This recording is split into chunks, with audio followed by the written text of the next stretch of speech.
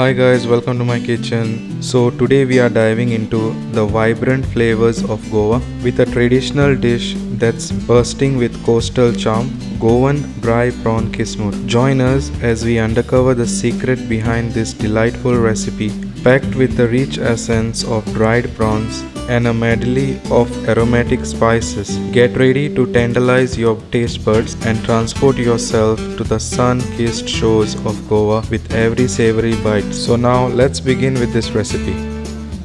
So first, in a hot pan, add oil, add 3 onions chopped and fry this until the onion is nice and soft.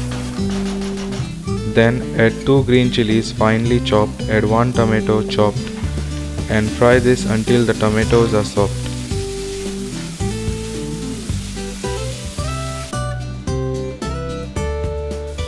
Then add 2 cups Goan dried prawns, clean and washed, and fry this for about 2 minutes.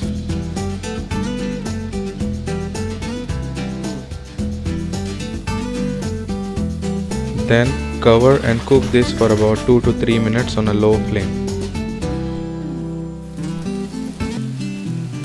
Mix this nicely and then add 1 cm round tamarind soaked in water. Make sure to squeeze the tamarind, then add the tamarind water and give this a nice mix.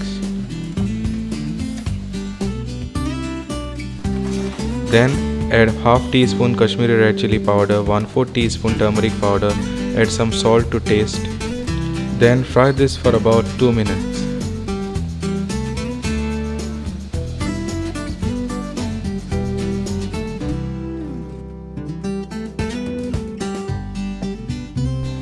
Then add 1/3 cup fresh grated coconut and cook it until it is nice and dry.